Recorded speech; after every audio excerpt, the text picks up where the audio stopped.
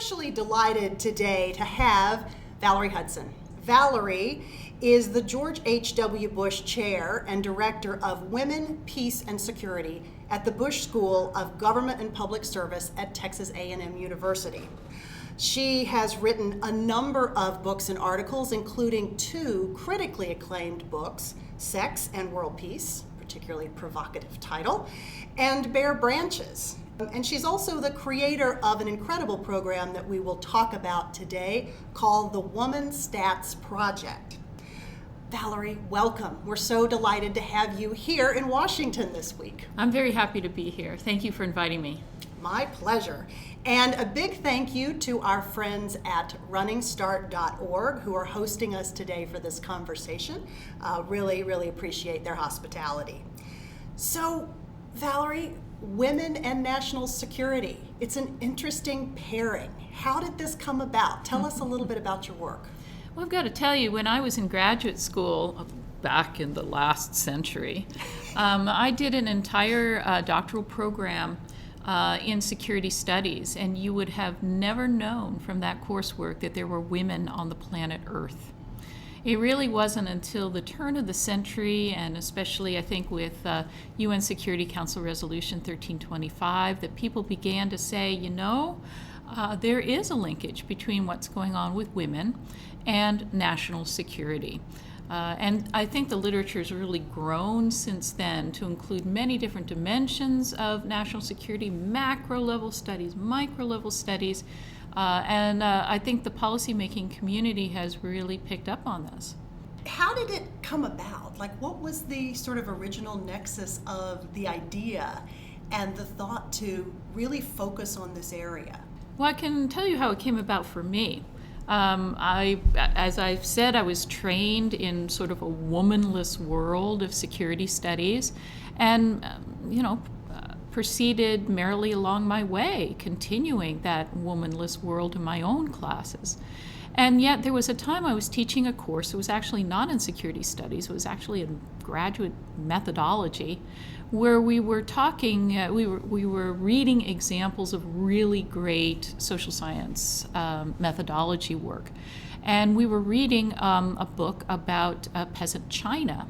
And somewhere in that book, it talked about how the largest, most catastrophic rebellions in China during the 19th century all originated in Chinese provinces that had the worst sex ratios.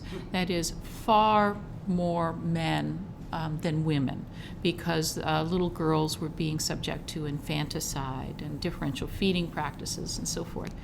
And I remember I went to bed that night, and then in the middle of the night, as sometimes happens to human beings, I woke up with the title of the book in my head, Bare Branches, The Security Implications of Asia's Surplus Male Population. And I remember thinking to myself, that's crazy. I'm not a China expert. I'm not a demographic expert. How, I can see how it would absolutely apply in the modern day, but why would I do this? And the answer that sort of came from the universe was, because you're the only one who will. And so I took that and ran with it. And as you said, the book was award-winning. I have newspaper clippings from the first year. It went viral worldwide, and that set of clippings is 4 inches thick. We even had the China People's Daily that reviewed our book. I mean, it was just outstanding. And so from that initial foray, I was greatly encouraged that I should continue and to look at more than just sex ratio alteration, and how other forms of subordination and oppression of women could impact what we see in terms of national security, stability, resilience, you name it. That is so fascinating. I mean, it's a great example of having an idea, a passion, something that speaks to you, and really going for it. This is precisely what She Said is all about, and it's why we're so thrilled to have you. So through that initial work, you've developed the Woman Stats Project. So how did you get from Bare Branches to Women Stats? Because those sort of happened in fairly close proximity, right? Right. It was when I realized that there was really something to this idea, something that had not been fully explored before, that I thought to myself, I could make a real contribution here. I have a passion for this. I had a daughter, I felt very strongly that how is it possible that one could really horribly mistreat half of your population and not have it show up in terms of, what's happening with your nation state in terms of security. And yet I realized at the time, and this is different from the way things are now, Laura, but back at the time, there was very little data, cross-national data about women. And this was in what year, approximately? We started Women's Stats in 2001. Okay. So, 2001, we were looking around. The UN had a small database called WISTAT that had a few indicators, so like maternal mortality and primary school education of girls and so forth. But, those are great indicators, don't get me wrong. But there's lots and lots and lots of things that are happening in the lives of women that are not showing up in those kinds of databases. Like, what is the average age of marriage for girls? Right? What is the extent of polygamy within the society? What kinds of problems with domestic workers, migrant workers? I mean, so many things. And we thought to ourselves, we can't even ask interesting questions until we have a database that's comprehensive enough for us to be able to answer them. So that's where we started the Women's Stats Project. It's a research project, but the research project is built upon a massive, comprehensive database on the status of women in the world. So we look at 176 countries. That's all countries that have at least 200,000 population. So we have Vanuatu, but not Andorra or Liechtenstein. Right? And we have about 360 variables and scales. And we have a team of about 24 coders at a variety of universities that updates the database every single day. We've got really good data from about 1995 on. We have a few older pieces of data, but pretty much from 95 on, and that gives us a longitudinal and cross-national database in order to conduct rigorous statistical analyses on these links. And that's really our unique contribution. So many good people have done wonderful work in case studies, in deconstruction of texts and so on to see these links. But I think we were really the ones who came out of the gate charging in terms of large and statistical analyses that could not be dismissed as, sentimental anecdotes. Mm-hmm, mm-hmm. How did you come up with, it seems like there are just an infinite number of potential variables. So how did you and how do you maintain that list of variables so that you're getting the right data set, that you're maintaining it, that it's maybe evolving, I would imagine. Mm-hmm. How does that work? Yeah, well, you can imagine that in the first few years, we started out with 27 variables. Now we're at 360. You can imagine that during the first few years, we were adding two variables to the database hand over fist, as we were like, oh, well, yeah, we need to look at women's mobility. Oh, yeah, well, we need to look at dress codes for women. And were you going to these places? Were you traveling all over the world, or members of the team? How did you decide? Right. Well, we started out with only 27 variables, and of course we're up to 360. So during those early years, we added variables hand over fist as we came to the realization, oh my gosh, we also have to look at women's mobility. Oh yeah, my gosh, we need to look at dress codes for women. Oh my gosh, we need to look at study restrictions for women because, in certain countries, women are actually forbidden from studying certain subjects, if you can believe that. So as we sort of went on this journey, we did expand it. Really to a great extent. Now, you asked the question about whether we were able to travel to all those countries, and I wish I could tell you that we could, but I think you know that social science academic research is not well funded. So, no, I did not have the resources to do that. And you might not have been welcome. There would probably be somewhat dangerous to travel to some of these places because the nature of the data was going to tell a particular story. And very sensitive in many cases. That's absolutely right. So we we have a strategy of we go out and we code what we call periodic reports. So every 4 years, nations have to submit a report to CEDAW, the Convention on the Elimination of All Forms of Discrimination Against Women. We also go out and find information that we need in order to put in our database. And so we'll go out and we'll talk to country experts, we'll comb the internet, we'll make formal inquiries of women's groups in other countries or even government ministries. So what we do is we triangulate data, because that's extremely important when you're talking about data about women. So for example, if I showed you the official rape rates of our 176 countries, you would begin to laugh, right? Why? Well, because some countries take rape seriously. So if I gave you the rape statistics from Finland, you would feel pretty confident. But if I gave you the reported rape prevalence in Equatorial Guinea, you would laugh, because even though that's a very difficult civilization, a society for women, right? The rape rate appears minuscule, almost, like there is no rape. Likewise, if you looked at the North Korean CEDAW report, you would read that it is a paradise for women where they have eliminated all forms of gender equality, and it is the only country in the world where that has happened.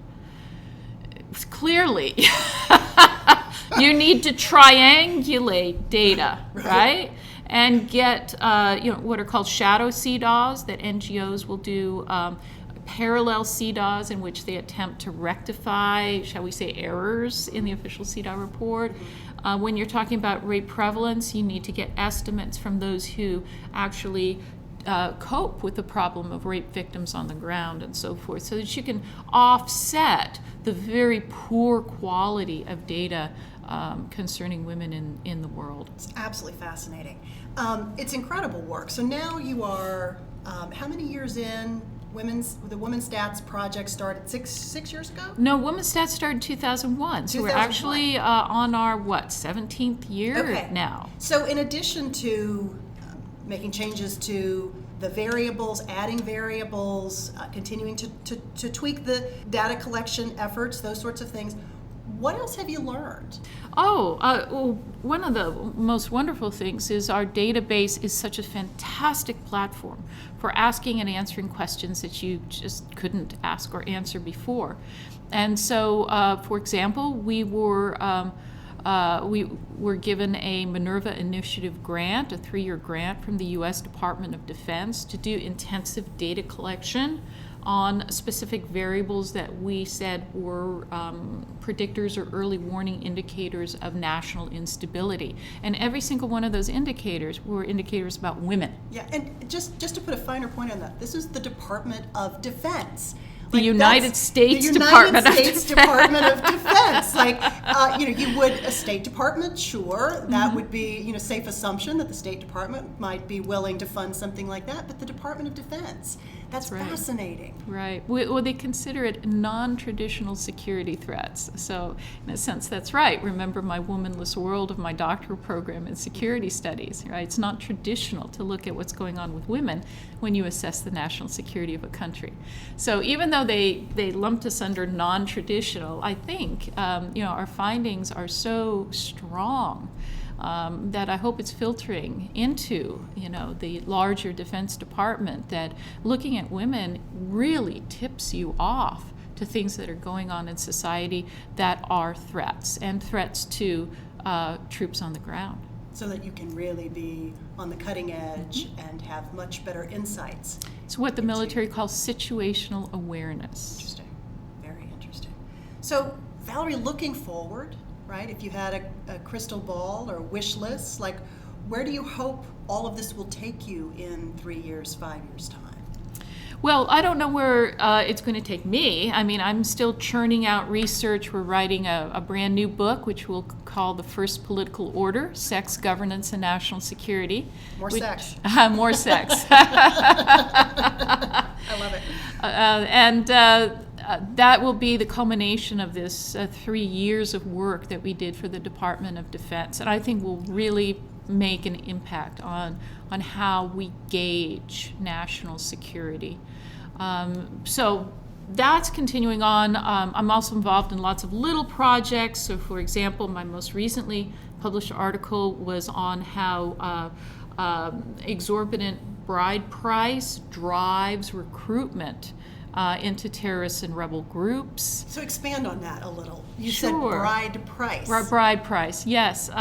Even though the terms bride price and dowry are often used interchangeably, technically speaking, bride price is money that's paid to the bride's father, the bride's family, in order for the marriage to take place. Dowry refers to money paid to the groom's family in order for the marriage to take place. And when we're looking at bride price societies, believe it or not, I could show you a map, is that probably close to 2/3 of the countries in the world still practice forms of bride price. And what happens is that bride price tends to be a universal flat tax on the young men of the society. They have to come up with the going rate for a bride. And if you've ever been involved in real estate, you know what happens when you get that kind of situation. You get bubbles, incredibly fast-moving bubbles that occur, where bride price can escalate 1,000-fold within just the space of less than 5 years, pricing young men completely out of the marriage market in a society where a young man is not even considered a young man but still a teenager until he actually marries. So you get this incredible pressure. Well, where am I going to get this money? And terrorist groups will say, you join us, we'll give you the bride price.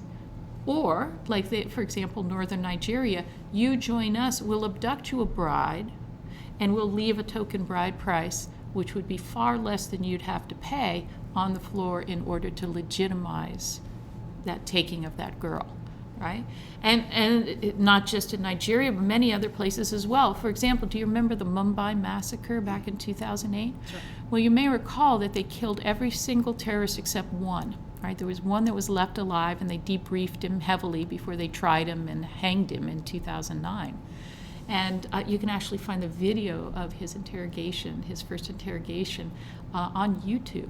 And so we got it translated, and they're like, why did you join Lashkar-e-Taliban? That's the terrorist group. Why'd you join them? Why'd you join Lashkar? It's for jihad, wasn't it? It's for jihad. And he's like, what jihad? My father told me to join Lashkar. Why would your father tell you to join this terrorist group? He's a terrorist too, right? No. He said, if you join this group, we'll get enough money to pay the bride prices for you and your brothers. So if you're not looking at what's going on, how society is structuring that male-female relationship, you're not going to see those kinds of linkages. So when I tell folks about the bride price situation, I'm talking Department of Defense, the light bulbs go on. Right. In fact, after the article came out, a State Department employee actually emailed me from Kabul and said, your article has given me a vocabulary, and now that I have the vocabulary, I see something I never saw before. And she said, one of my Afghan colleagues came in and told us how we needed to help young men with wedding costs in Afghanistan. And I was like, wedding costs, they're a problem everywhere. You should see what wedding costs are like in the U.S. They got the doves and so it said it's over the top. And she made fun, and she made light of it. Interesting. Right? And she said, after I read your article, I now see what he was trying to tell me, right? Which is the young men of his community are joining the Taliban because they cannot afford bride price. Okay? But I didn't have the eyes to see or the ears to hear what he was trying to tell me. That is so fascinating. I mean, that's a story I've never heard before, and I would venture lots of people have not heard that before. That's incredible. That's really incredible. So you're getting a good response to what you have, and you see the U.S. government in particular. What about other allied countries? What about other nations that are using this data? Oh, I think that's absolutely happening. I was fortunate enough to be a Fulbright Distinguished Chair in Australia for the first 6 months of this year. And I was shocked, first of all, at the fact that so many people in the government knew of my work. I was invited to address the Office of Prime Minister and Cabinet. I was asked to address the Defense Ministry. I was asked to address the Senior Executive Service, and I was asked to be the opening speaker at the brand new Gender Advisors course stood up by the Australian Defence Forces. And so the Australians, are now, I think as the U.S. has stepped back, right, with the current administration on these kinds of issues, I think some of our allies like Australia have stepped forward. So the Australians insisted upon a gender component to the bilateral U.S.-Australian military exercise, which is called Talisman Sabre, because they feel so strongly about this linkage. We could go on all day and then some because your work is so incredibly fascinating, but there's a few other topics that I'd really like to talk about. One is the Bush School of Government and Public Service. And in the interest of disclosure, I serve as an advisory member to a board of advisors for the school. It's a school of government and public service that was created in the name of former President George H.W. Bush. The school is incredibly fortunate to have you. But why the Bush School, Valerie? How did you pick them, or how were they lucky enough to get you? Oh, I think it was mutual. I'd always wanted to teach in a school of public service and government because training young graduate students to enter careers of public service is something that I feel very, very deeply about. And I think from the Bush School's point of view, I think I brought, expertise in the field of what we call women, peace, and security that they did not have. But, you have to remember that George H.W. Bush was actually a promoter of women's careers. He put women in positions that they had never been in before during his administration, like Carla Hill, the trade representative. Catherine Bertini was head of the Food and Agriculture Organization. I mean, he broke some barriers there, but I think that's an unsung story. And actually, I'm thinking of writing an article that would memorialize, some of the firsts that we saw in Bush 41. And it was very delightful for me to learn that Barbara Bush was thrilled that the George H.W. Bush chair was going to someone who was going to study the linkage between women and national security. So I felt very much at home, very much supported, and I know that the students at the Bush School are getting, training in gender analysis that will make them much better public servants. Mm-hmm. So is your student body population, is it pretty evenly split, men to women? And do you find a sort of a disproportionate number of young women gravitating into women in national security, or is it also pretty mixed, pretty evenly split? Well, our student population is pretty split, so about 50-50 men and women, which is just terrific. But I will tell you, we have some work to go in terms of attracting male students to the Women, Peace, and Security agenda. I think perhaps under the previous administration, more young men would have seen that, being able to put on their resume that they'd been trained in gender analysis would be a career advantage for them. I think young men now look at it and are not sure that would, help them at all. I try to disabuse them of that notion because it's true that, for example, all USAID contracts have a gender component.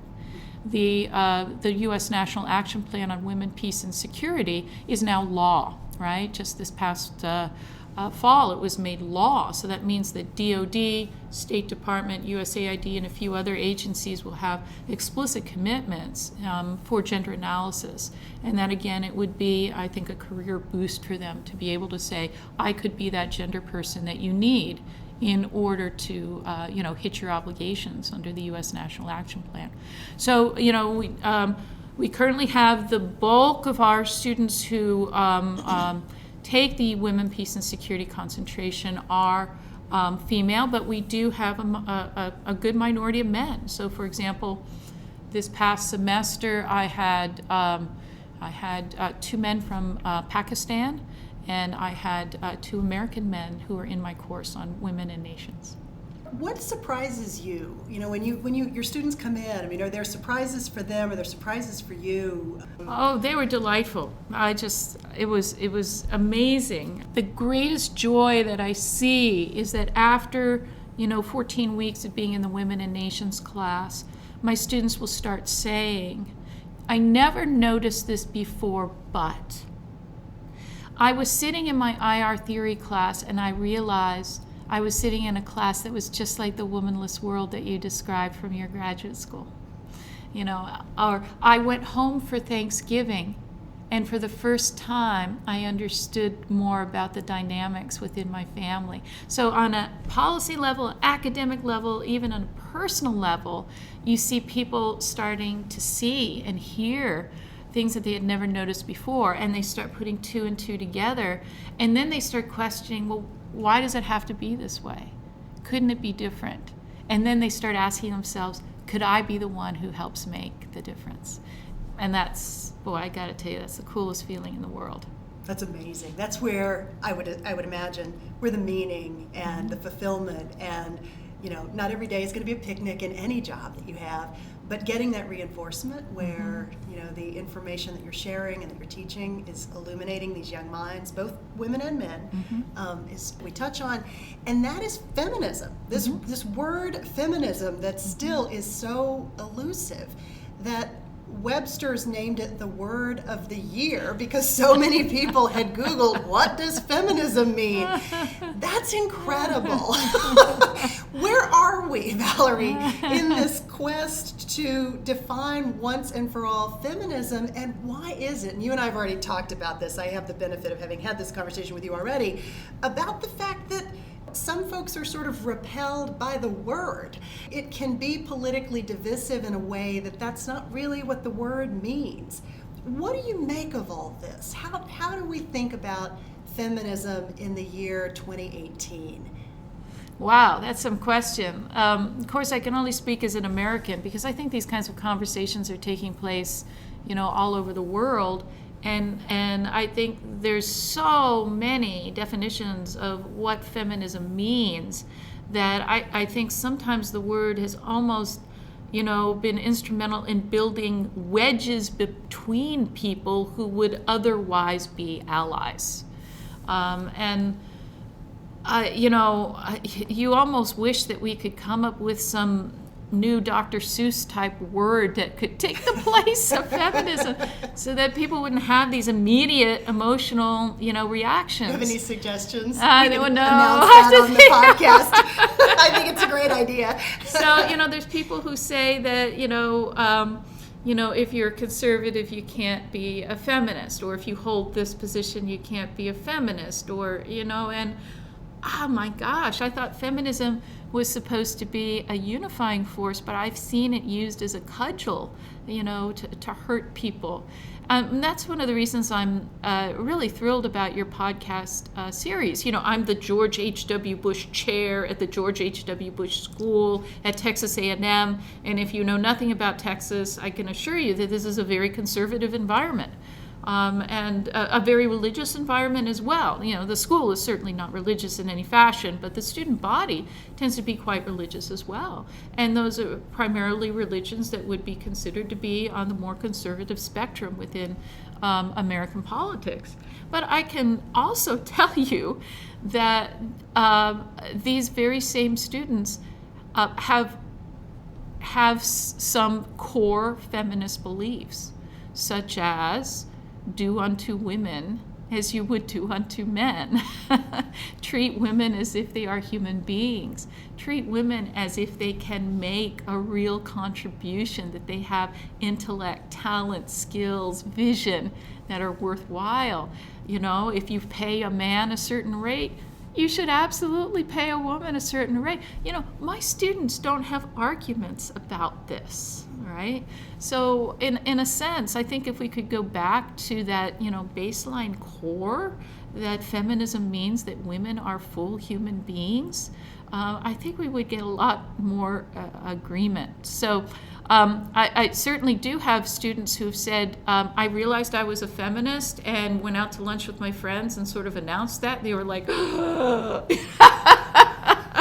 But notice it was when they understood, they had a better understanding of what feminism meant. They felt comfortable in saying that they were feminists. Yes, and my I friends think had Googled Merriam-Webster too. Exactly. Those are the conversations I think that really have to take place, right? Yeah, Before we can unify across, political backgrounds, religious backgrounds, and so forth. Yeah, this is amazing. One of the things we like for our guests to leave us with is either a life hack or a piece of actionable advice, something that you live by, something that when someone asks you, Dr. Hudson, what's the one piece of advice you would give me, whether it's a student or someone else, anything that you want to share with our listeners around sort of those terms, life hack, piece of advice, something that's really been important to you as you've lived your life? Well, being a mother, I probably have a gazillion life hacks that I've tried to share with my children. Well, and you're not just a mother, but I should say you're the mother of 8, which is really impressive in and of itself. And we should talk about certainly how you make life work with 8 children. That is a challenge, and I applaud you. I think every mother, faces some terrific challenges in our society, and so. I think one of the things I definitely tell my young women students is that our society tries to tell men they can have a both and life. You can have a career and you can have family. But it often tells its young women it can have an either or life. They can have family or they can have a career. And so most of the time young women are coming to me and they say, I've been told I can have an either or life, but apparently you have not. So what did you do? And I said, well, the first thing is actually an attitude change, which is, forget that either or, right? Just, say to yourself that that's, completely false, and that you are bound and determined that you will be able to combine family and career. It may be in a different way than you would imagine now. Right? It may be that at certain seasons of your life you have to dial back your career a little bit and foreground the family, and then at other times, you do the opposite, that there are these seasons, right? But never doubt, right, that you have a contribution to make. And then I say jokingly, look at the world around you, right? For the past, 10,000 years, men have created the world in which your children will live. Do you like it? And when they say no, I say, then the mothers of those children need to be at the table, don't they? So they can make a better world. So contributing your talents to the world and being a good mother go hand in hand, because otherwise the mothers are the ones who are missing at the table when the world is shaped for their children. Valerie, such a pleasure. We can't thank you enough for being with us. Thank you, thank you. You will find out more about Valerie and the Women's Stats Project on our website, where we will post show notes, Valerie's biography, information about her books, and various other things at www.shesaidshesaidpodcast.com. Thank you so much for joining us today. Valerie, thank you again. My it's pleasure. Terrific. And a big, big thank you to our executive producer, Janine, who is here behind the scenes and doing an amazing job. So thank you all.